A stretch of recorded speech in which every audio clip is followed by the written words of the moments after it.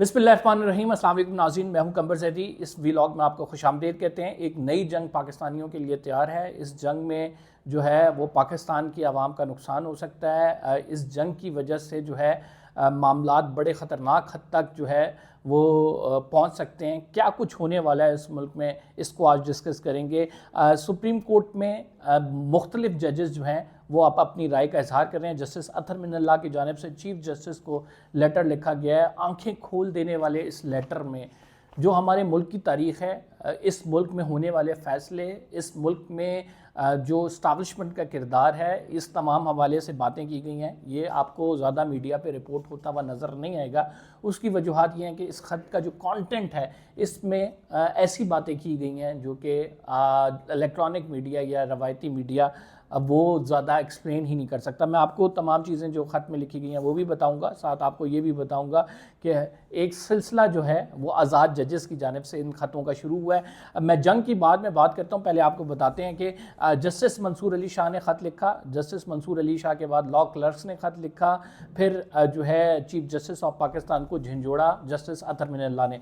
Justice Athar Minallah जो है उस ख़त में क्या लिखते हैं, इस ख़त में वो ये लिखते हैं कि चीफ जस्टिस ऑफ पाकिस्तान को कि 27वीं आईनी तरमीम से मुतल्लिक 8 नवंबर को लिखे गए ख़त में कहा गया कि सुप्रीम कोर्ट अक्सर ताकत के साथ खड़ी रही, आवाम के साथ नहीं। जुल्फ़िकार अली भुट्टो की अदालती फांसी हो, अदलिया के नाकाबिले माफ़ी जुर्म था वो, बेनज़ीर भुट्टो हो, नवाज शरीफ हो, मरीम नवाज़ के ख़िलाफ़ कार्रवाइयाँ हो, ये भी एक इसी सिलसिले की कड़ी है।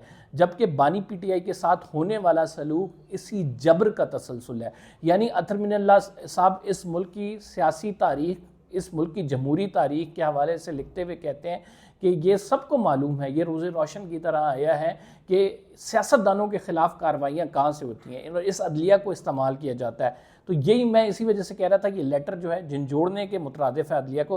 उन्होंने लिखा कि इस्लामाबाद हाई कोर्ट को अवामी एतमाद हासिल करने पर निशाना बनाया गया और जजेस के ख़त और एतराफ़ सुप्रीम कोर्ट के ज़मीर पर बोझ हैं। नाज़रीन, मैं आपको बताऊं 6 जजेस की जानिब से जो ख़त लिखा गया था still supreme court of Pakistan में पेंडिंग है।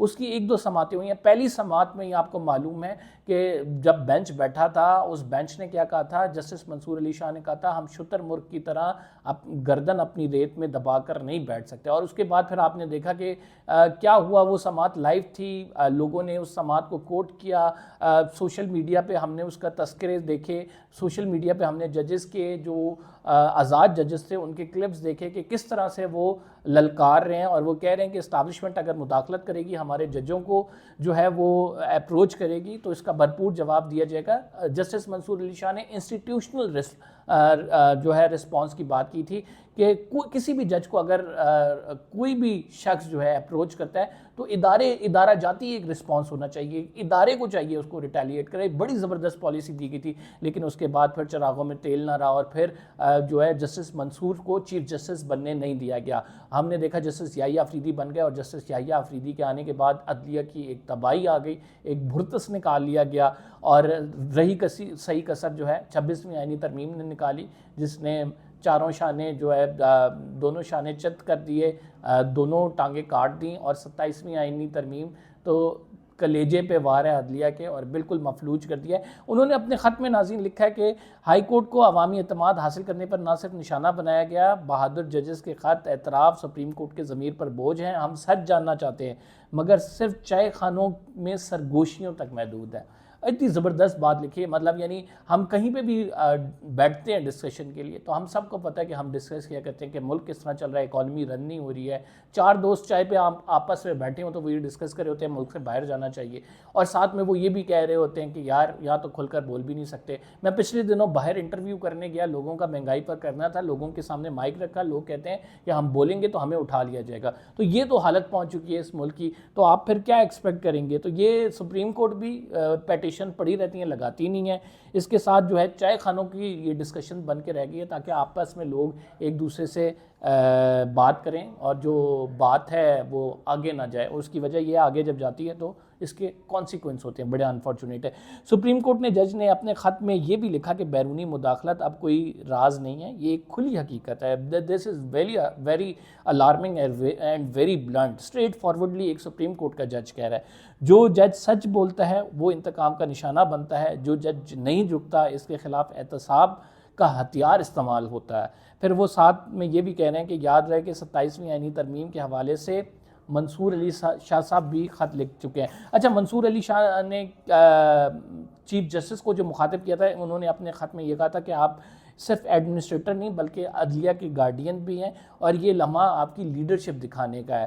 انہوں نے کہا تھا کہ اعلیٰ عدلیہ سے مشاورت نہیں کی گئی. تمام جمہوری نظام میں عدلیہ سے متعلق قانون سازی کے وقت عدلیہ سے مشاورت ضروری ہے, لیکن تمام جمہوری نظام کی کیا بات کریں, یہاں پہ عدلیہ سے کتنی مشاورت ہوتی ہے. یہاں تو عدلیہ کے رائٹ سلب کر رہے ہوں گے تو وہ آپ سے مشاورت تو نہیں کریں گے. تو ظاہری بات ہے جسٹس منصور علی شاہ جو ہیں وہ بیچارے اپنی بے بسی کا اظہار کر رہے ہیں اس خط میں.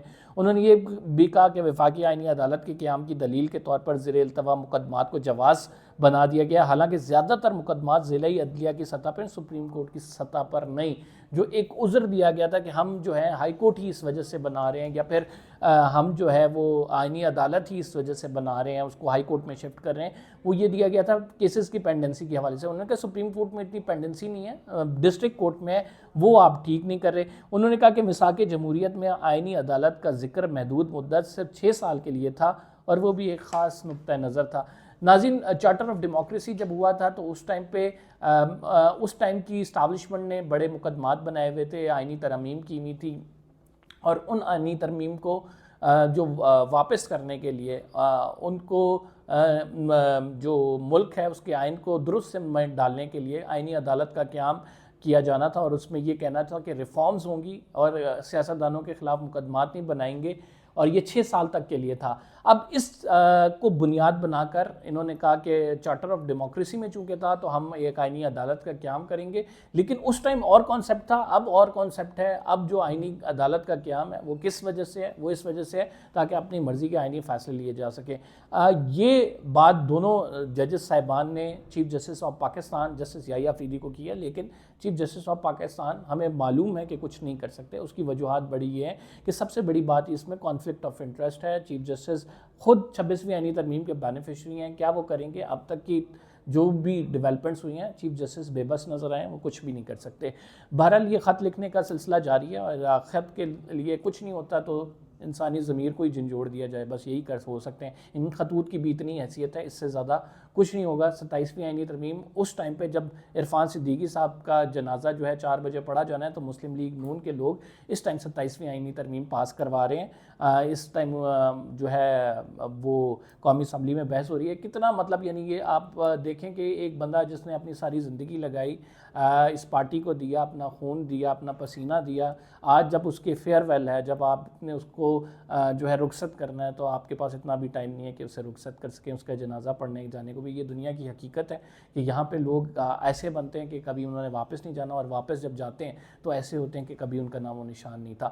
تو ناظرین, معاملات یہاں تک پہنچ چکے ہیں. جنگ کی اگر بات کروں, دوسری خبر پہ موو آن کرتے ہیں. آج اسلام آباد کچہری کے باہر دھماکہ ہوا, بڑا افسوسناک, ایک اتنی دردناک سٹوری ہے. ایک وکیل صاحب جو تھے اس میں شہید ہوئے ہیں, ان کا آج پہلا دن تھا. آج انہوں نے اپنی وکالت کا آغاز کیا, اور وہ وکیل صاحب جو ہیں وہ کینٹین میں انہوں نے مٹھائی تقسیم کی کہ انہیں ہائی کورٹ کا لیسن ملا, اور وہ اس کے بعد وہ یہاں پہ پیش ہوئے مقدمے میں, اور باہر نکلے تو اس دھماکے کی نظر ہو گئے. تو اس میں ابھی تک ناظرین 12 افراد جو ہیں اپنی جان سے ہاتھ دھو بیٹھے ہیں, درجنوں زخمی ہیں.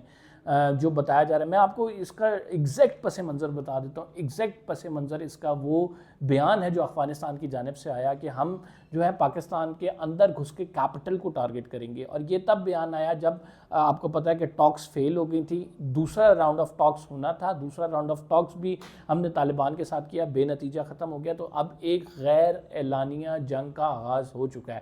میرے اس ویلاگ میں آپ یہ لکھ لیں کہ اب آپ کو افغانستان کے بارڈر پر ایک انتہائی سنجیدہ, خوفناک اور زبردست قسم کی جنگ نظر آئے گی. آئندہ آنے والے دنوں یہی بتا رہے ہیں کہ افغانستان کا بارڈر سرگرم رہے گا. پاکستان کے مختلف شہروں میں الرٹس جاری کر دیے گئے ہیں اور وہ یہی ہے کہ کسی بھی شہر میں دھماکہ ہو سکتا ہے, کیونکہ یہ جو دھماکہ جب پہلے ہوا تو اسے سلنڈر بلاسٹ کہا جا رہا تھا, لیکن یہ خود کش دھماکہ ہے. جو وہاں پہ وکلا موجود تھے انہوں نے کہا کہ جیسے ہی پولیس وین آئی تو اس کو ٹارگٹ کیا گیا, اور اس خود کش دھماکے کا جو مقصد تھا وہ پولیس سیکیورٹی فورسز کے اداروں کو ٹارگٹ کرنا تھا. اچھا ایک بات اس میں بڑی واضح ہے, بڑی کلیئر ہے. 2-3 جو اس کے بعد ہم نے پریس کانفرنس دیکھی, محسن نقوی صاحب کہہ رہے تھے ہم گاڑیوں کو ای ٹیگ کریں گے, وہ اس شہر میں انٹر ہوں, لوگوں کے لیے اور مشکلات کی بات کر رہے تھے. محسن نقوی صاحب اس ٹائم پی سی بی کے چیئرمین بھی ہیں, محسن نقوی صاحب اس ٹائم وزیر داخلہ بھی ہیں, محسن نقوی صاحب اس ٹائم 27ویں آئینی ترمیم بھی کرا رہے ہیں. ایسے حالات میں محسن نقوی صاحب کو چاہیے کہ صرف ایک چیز پہ فوکس کریں خدا را, اور وہ فوکس سب سے پرائم فوکس جو آپ وزیر داخلہ ہیں وہی آپ کا پرائم فوکس ہے, اور یہی سب سے بڑی رسپانسبلٹی ہے. لیکن انفارچونیٹ ہے کہ ہماری ترجیحات ڈفرینٹ ہوتی ہیں. دوسری بات یہ ہے کہ ناظرین, جو دہشت گردوں کے, میں آپ کو بتاتا ہوں کہ پہلے تو ٹاکس فیل جب ہوئیں تو پاکستان کی جانب سے مطالبہ کیا جا رہا تھا کہ آپ ہمیں ریٹرن گارنٹی دیں, اور وہ جو اس میں جس میں 2 ثالث تھے, قطر تھا, ٹرکی تھا, اس میں کہا جا رہا تھا آپ ہمیں ریٹرن گارنٹی دیں. ریٹرن گارنٹی کے بعد جو ہے وہ ہم جو ہے پھر کسی نتیجے پہ پہنچیں گے, سیز فائر ہوگا, سیز فائر رہے گا, کب تک رہے گا, معاہدہ کیا ہوتا ہے. لیکن وربل گارنٹی تو ہوتی تھی کہ ہم نہیں ہونے دیں گے یا نہیں کریں گے, ریٹرن گارنٹی طالبان نہیں دے رہے تھے, اور اس کی وجہ سے یہ ٹاکس فیل ہوئی ہیں. اور اس کے بعد ان ٹاکس فیل ہونے کے بعد پھر ہم جو ہے اس کے ریپرکشنز دیکھیں گے. انفارچونیٹ ہے بڑا کہ ہمیں دوبارہ سے جیسے پہلے دہشت گردی کی لہر تھی ایسی ہی لہر دوبارہ اللہ نہ کرے لیکن دیکھنے کو ہمیں مل سکتی ہے. ایسی ہی دہشت گردی کی لہر کے مختلف پاکستان کے شہروں میں دھماکے ہوں, لیکن اس حالات میں اور اس حالات میں بڑا فرق ہے. پہلے دھماکہ ہوتا تھا تو پاکستان کی جو ڈیفنس فورسز ہیں, پاکستان کے عوام ہیں, وہ سہ جاتے تھے, شہید ہوتے تھے, قربانیاں دیتے تھے. اب کی بات بڑا واضح ہے, نہ صرف پاکستان کے اندر بلکہ افغانستان گھس کے ماریں گے, اور افغانستان میں جہاں سے وہ نکلیں گے دہشت گرد ان کو وہیں پہنچائیں گے. پھر یہ اس ٹائم واضح پالیسی ہے. میں وداؤٹ اینی وہ کہتے ہیں نا اف اینڈ بٹس, میں بالکل سپورٹ پہ ہوں. یہ جہاں سے نکلیں ان کو وہاں مارنا چاہیے. یہ خوارج ہیں, انہوں نے کبھی بھی مذاکرات کے راستے پہ سے ہمارے ساتھ ہمارے بھلے میں نہیں آنا. انہوں نے کبھی مذاکرات کے راستے سے جو ہے نہیں ماننا. ان کا صرف واحد حل ہے, اور واحد حل یہ ہے کہ ان کو مارا جائے. جہاں دیکھیں ان کو ماریں, جہاں پہ ملیں ان کو ماریں, جہاں پہ یہ پائے جائیں ان کو ماریں, کیونکہ یہ ہمارے سویلین کو, ہمارے مظلوم لوگوں کو مارتے ہیں. آپ کے اور میرے جو ہے پیارے اس میں شہید ہو چکے ہیں. ہم خود اس دہشت گردی کا شکار ہیں. تو اب جو ہے وہ پالیسی جو ہے وہ اسٹیٹ کی ہے, ہارڈ اسٹیٹ والی, کہ اب ان کو جہاں پہ ملیں گے وہ ان کو مارا جائے گا. انفارچونیٹ ہے کہ ابھی بھی وانا میں اس ٹائم جو ہے بہت سا دہشت گرد گھسے ہوئے ہیں, اور انہوں نے تقریباً 500 کیڈٹ کو یرغمال بنایا ہوا ہے. تو دہشت گردی ملک میں بڑھتی جا رہی ہے, اور اس حوالے سے کوئی بھی سیاسی جماعت irrespective of P T I, Peoples Party, Muslim League نون, اگر وہ کہتی ہے کہ ان کے ساتھ مذاکرات کرنے چاہیے تو مذاکرات کی ٹرمز اینڈ کنڈیشن بڑی واضح ہونی چاہیے. پہلی بات یہ ہم ان کے ساتھ مذاکرات کیوں کریں.